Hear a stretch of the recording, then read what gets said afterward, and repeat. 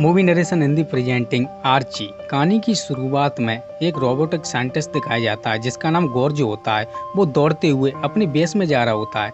Base पहुंचते ही हम देखते हैं कि वहां पर एक रोबोट होता है जिसका नाम होता है जेटू। गॉर्ज जेटू रोबोट को जीवन के पास ले जाता है क्योंकि ये दोनों रोबोट गॉर्ज ने ही बनाए थे। इसके बाद गॉर्ज अपनी वाइफ को फोन करता है लेकिन ज्यादा बात नहीं हो पाती। नेक्स्ट सीन में हम देखते हैं कि गॉर्ज अपनी वाइफ के साथ ड्राइव पर जा रहा होता है। उसकी वाइफ बोलती है कि तुम इस कार को ऑटोमेटिक मोड पर लगा दो, लेकिन गॉर्ज मना कर देता है। वो बोलता है कि मैं सिर्फ अपनी बनाई हुई चीजों को यूज करता हूँ। इधर हम देखते हैं कि गॉर्ज के पास बेस की हेड सिम्बन का फोन आता है और वो बोलती है कि तुम जल्दी से काम को खत्म करो वरना मैं कॉन्ट्रैक्ट तुमसे छीन लूंगी। अब हमारे पास ज्यादा पैसे नहीं है। ये सुनकर गॉर्ज अपने J3 रोबोट पर काम करना स्टार्ट कर देता है। ये J3 रोबोट की डिजाइन वाकई में काफी अच्छी लग रही थी।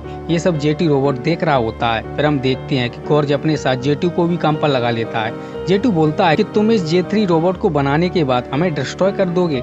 तब गॉर्ज बोलता है कि ऐसा नहीं है, मैं तुम्हें हमेशा अपने साथ रखूंगा। J2 रोबोट ने ऐसा इसलिए बोला था क्योंकि J2 के अंदर गॉर्ज ने फीलिंग भर दी थी। फिर दोनों काम को खत्म करके बेस में आ जाते हैं। वहाँ पर गॉर्ज फिर से J3 रोबोट पर काम करने में लग जाता है। वो उसके दिमाग में डेटा डाल रहा था। डेटा डालने के बाद जब उसे होश आता है तो वो जोर से चिल्लाता है। ये देखकर गॉर्ज उस प्रोसेस को रोक देता है। गॉर्ज ने J3 रोबोट को एक लड़की का रूप दिया था। फिर गॉर्ज J3 को प्यार से समझाता है, तब वो समझ जाती है। इसके बाद गॉर्ज उसके अंदर डेटा डाल देता है और J3 को सोने के लिए बोलता है। फिर कुछ देर बाद गॉर्ज भी सो जाता है। जब गॉर्ज सुबह उठकर बेस के बाहर निकलता है तब उसे पता चलता है कि वहाँ पर एक कुत्ता है। फिर वो कुत्ते को भगा देता है। गॉर्ज हैरान हो जाता है कि बेस का दरवाजा किसने खोला। फिर वो J2 से पूछता है कि क्या तुमने दरवाजा खोला, लेकिन J2 मना कर देता है। जब गॉर्ज जाकर चेक करता है तब उसे पता चलता है कि बेस के ओपन एंड क्लोज सिस्टम का फ्यूज उड़ गया है। तब सिस्टम के जरिए गॉर्ज के पास खबर आती है कि दरवाजे पर कोई आया था। तब गॉर्ज कैमरा में देखता है और उस व्यक्ति से पूछताछ करता है। वो बोलता है कि तुम कौन हो। तब वो आदमी बोलता है कि मैं आर्म सिक्योरिटी कंपनी का ऑफिसर हूँ और यहाँ पर चेक करने आया था कि तुम्हारा काम कहाँ तक पहुँचा। फिर गॉर्ज J2 और J1 को छुपा देता है क्योंकि कंपनी को इनके बारे में कुछ पता नहीं होता। वो ऑफिसर सब कुछ चेक करने के बाद यहाँ से चले जाते हैं। फिर गॉर्ज J3 के पास जाता है, उससे कुछ सवाल करता है, लेकिन J3 रोबोट पहले से काफी बेहतर होता है। फिर अगले दिन सिग्नल में कुछ खराबी आने के कारण गॉर्ज उस बेस से बाहर जाता है और टावर पर चढ़कर उस खराबी को ठीक करता है। तभी J3 का मैसेज आ जाता है कि बेस में कुछ गड़बड़ लग रही है, लाइट ऑन ऑफ हो रही है, तुम जल्दी से आ जाओ, मुझे डर लग रहा है। फिर गॉर्ज बेस में आकर J1 और J2 से पूछता है कि क्या तुमने कुछ किया, लेकिन दोनों मना कर देते हैं। फिर गॉर्ज बेस को खराबी को ठीक करके शहर में चला जाता है किसी व्यक्ति से मिलने। फिर गॉर्ज उस व्यक्ति से मिलता है। तब वो व्यक्ति गॉर्ज से बोलता है कि अगर तुम्हें कोई भी इमरजेंसी हो तो इस बॉक्स को खोल देना, लेकिन जब इमरजेंसी हो तभी इस बॉक्स को खोलना, बाकी मत खोलना। अगले सीन में गॉर्ज और उसकी वाइफ कार ड्राइव पर जा रहे होती हैं और दोनों प्यार भरी बातें कर रहे होती हैं। दोस्तों, इस मूवी में डबल सीन दिखाए गए हैं। इन डबल सीन के बारे में हमें कहानी में आगे पता चलेगा। इधर गॉर्ज सो रहा होता है, तभी अचानक शीशा टूटता है और अलार्म भी बजता है और सिस्टम भी चेतावनी देता है कि कोई इस बेस में घुस गया है। गॉर्ज फौरन उसे ढूंढने के लिए निकलता है। उसी वक्त डोर भी ओपन नहीं हो रहा था। तब गॉर्ज डर के मारे बॉक्स को खोल देता है। फिर उसमें से एक व्यक्ति की वीडियो कॉलिंग निकलती है। तब वो व्यक्ति पूछता है कि क्या कोई इमरजेंसी है। तब गॉर्ज मना कर देता है क्योंकि गॉर्ज सिर्फ ये जानना चाहता था कि इस बॉक्स में क्या है। और हाँ, इस बॉक्स में बंदूक भी रखी थी। अगले दिन गॉर्ज बेस से निकलकर डोर के जरिए उस व्यक्ति का पता लगा लेता है जो रात को बेस में घुस गया था, लेकिन उसे कुछ नजर नहीं आ रहा था। उधर हम देखते हैं कि गॉर्ज और उसकी वाइफ दोनों बर्फीले इलाके में आए हुए होते हैं। दोनों बातचीत कर रहे होते हैं। इधर गॉर्ज जब वापस अपनी बेस में आ जाता है तब वो देखता है कि J1 बाहर बारिश में भीग रहा होता है। ये देखकर गॉर्ज फौरन उसे बेस के अंदर ले जाता है क्योंकि वो एक मशीन है, उसके अंदर पानी जाने से वो खराब हो जाएगी। वो J2 से पूछता है कि तुमने इसे बाहर जाने से रोका क्यों नहीं। तब J2 बोलती है कि मैंने मना तो किया था, लेकिन इसने मेरी बात पर ध्यान नहीं दिया।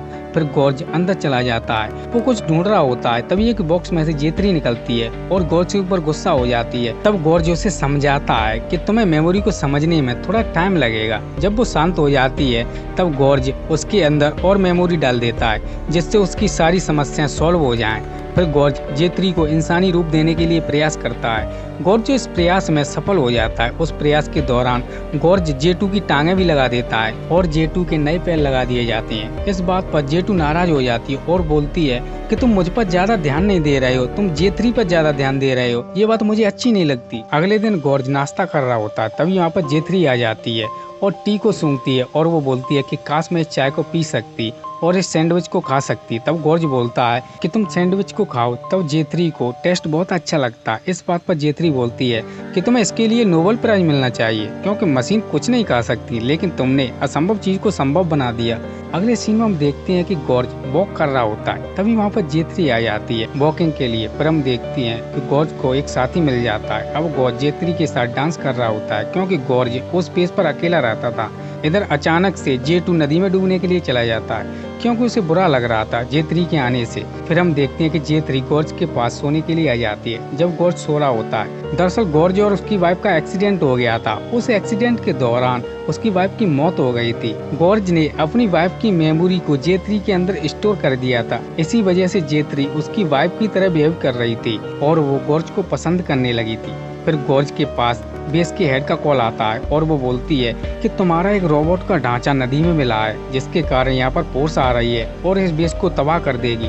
ये सुनकर गॉर्ज फौरन जेथरी से बोलता है कि मुझे तुम्हें डिस्ट्रॉय करना पड़ेगा। तभी उसे वो बॉक्स याद आ जाता है। वो बॉक्स को खोलता है। तब उसे उस बॉक्स में बेस की हेड दिखाई देती है। वो बोलती है कि तुम्हारा बचने का कोई चांस नहीं है। इस बात से जेथरी भावुक हो जाती है और गॉर्ज पर बंदूक तान लेती है। गॉर्ज उसे समझाता है, तब वो मान जाती है। दरअसल ये प्रयोग गॉर्ज ने अपनी वाइफ की यादों को बचाने के लिए किया था।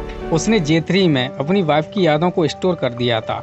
लास्ट में बेस डिस्ट्रॉय हो जाता है। इसी के साथ ये कहानी यहीं पर खत्म हो जाती है। दोस्तों, आपको हमारी पेशकश कैसी लगी आप हमें कमेंट बॉक्स में जरूर बताएं। अगर ये वीडियो आपको पसंद आई है तो इसे लाइक करें तथा अपने दोस्तों के साथ शेयर करें। अगर आप इस चैनल पर नए हैं तो इसे सब्सक्राइब कर लीजिए तथा बेल आइकन को दबाकर ऑल का ऑप्शन दबाना ना भूलें। तो दोस्तों, आज के लिए बस इतना ही। मिलते हैं अगली वीडियो में। इस वीडियो को देखने के लिए धन्यवाद।